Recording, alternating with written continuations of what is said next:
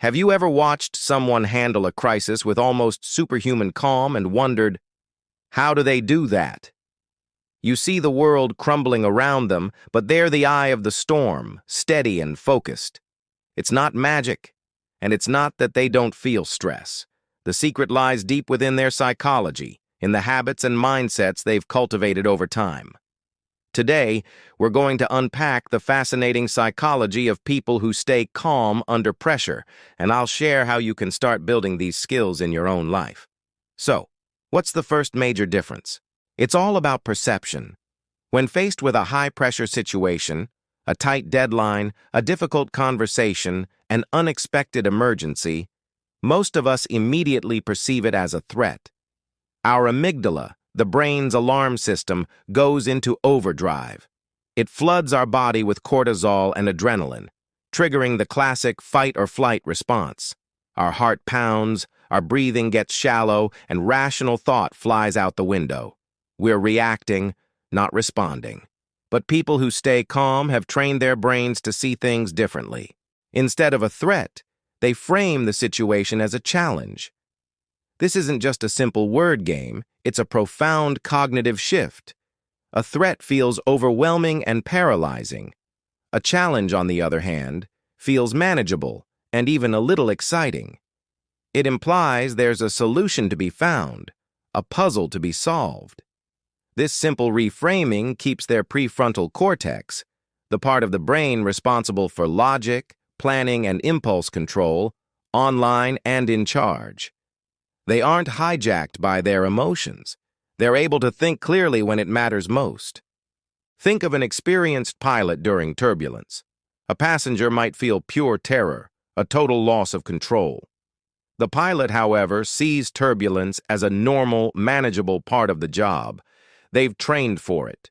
They understand the physics behind it, and they know exactly what to do. They see it as a challenge to be navigated, not a threat to their survival. This is the power of reframing in action. Another key trait is something psychologists call an internal locus of control. It sounds complicated, but the idea is simple.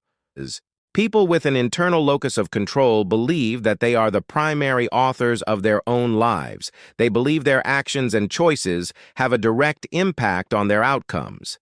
In contrast, someone with an external locus of control feels like a victim of circumstance, believing that outside forces like luck, fate, or other people dictate their life.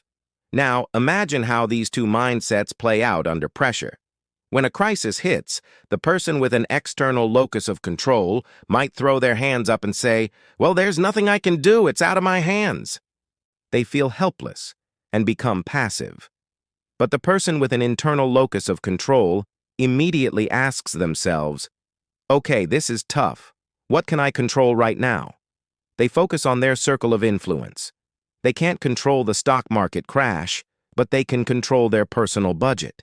They can't control a client's angry outburst, but they can control their own response, choosing to listen calmly instead of escalating the conflict. This focus on actionable steps, no matter how small, prevents them from feeling overwhelmed. It gives them a sense of agency and purpose, which is a powerful antidote to the anxiety and panic that pressure can bring. They are actively steering the ship, not just being tossed around by the waves. This leads us to the third psychological pillar, emotional regulation. People who are calm under pressure aren't emotionless robots. They feel frustration, they feel fear, they feel disappointment just like everyone else. The difference is, they have a well-developed toolkit for managing these emotions instead of letting the emotions manage them. One of their most powerful tools is emotional labeling. Research by neuroscientist Matthew Lieberman shows that simply putting a name to an emotion, saying to yourself, "I am feeling anxious right now," or "this is frustration," can actually dampen the response in the amygdala. It's like turning down the volume on your brain's alarm system. By acknowledging the emotion without judgment, you create a space between the feeling and your reaction. You are no longer anxiety. You are a person who is experiencing anxiety. This distance gives you the power to choose how you'll respond.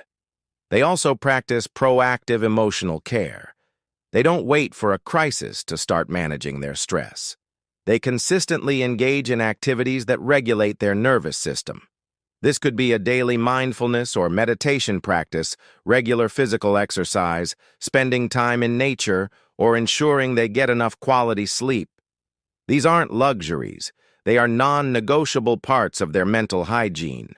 By keeping their baseline stress levels low, they have more emotional capacity and resilience to draw upon when a high-pressure situation inevitably arises. They enter the storm with a full tank of gas, not running on empty. The fourth element, and this one is crucial, is preparation. Calm isn't just a state of mind. It's often the direct result of deliberate, consistent preparation. Think of a top surgeon before a complex operation, or an elite athlete before a championship game. Their calm demeanor comes from countless hours of practice, simulation, and planning. They've anticipated potential problems and have rehearsed their responses over and over again. This is a concept known as overlearning. When you practice a skill so much that it becomes automatic, it moves from being a conscious effort to an unconscious competence.